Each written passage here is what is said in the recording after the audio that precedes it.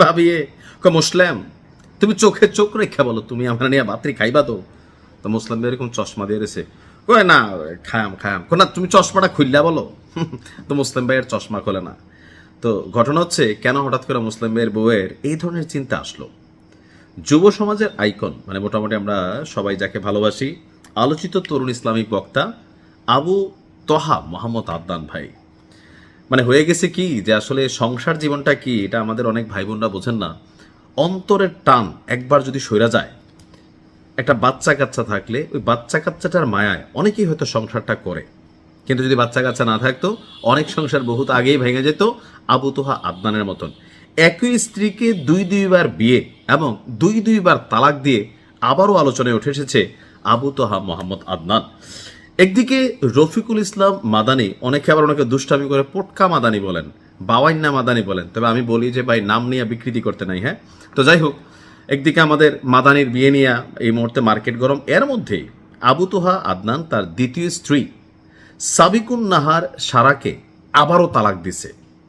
এই তালাকের ঘটনা বহুত আগে একবার আসছিল, পরবর্তী সময় তাদের নিজেদের মধ্যে মিলমিশ হয়েছে।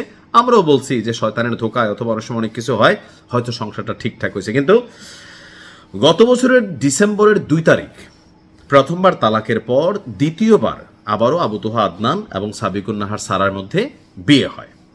তো এর ঠিক 4 মাসের মাথায়, অর্থাৎ গত রমজান মাসের চাঁদরাতে, আমরা সবাই চাঁদরাতে মজা করতেছিলাম, এই ঈদ আসরে শাকিব খানের ডান্স একটা গান আছে, মোবারক ঈদ মোবারক সালমান খানের আছে, নাচানাচি করতেছে, ওইদিকে আবু তোহা আদনান তার স্ত্রীকে তালাক দিয়ে দিয়েছিলেন।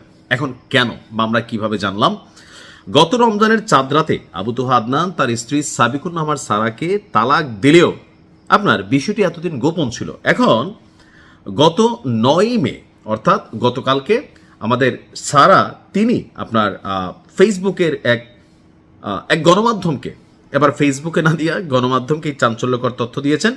তিনি বলছেন যে গত রমজানের চাঁদরাতেই তাদের মধ্যে চূড়ান্ত বিচ্ছেদ সম্পন্ন হয় এবং আবু তোহা আদনান তাকে তালাক প্রদান করেন।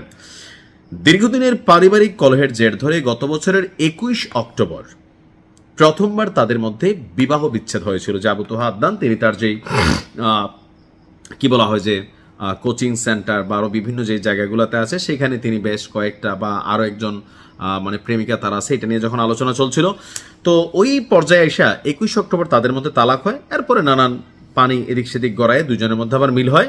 আর দ্বিতীয়বার ঠিক আবারও 4 মাসের মাথায় দুজনের মধ্যে বিবাহ বিচ্ছেদ হয়েছে। আসলে যার হয় না 9এও হয় না, যার হয় 1এও হয়। তবে ইসলাম দ্বিতীয় বিয়েকে বৈধ করেছে।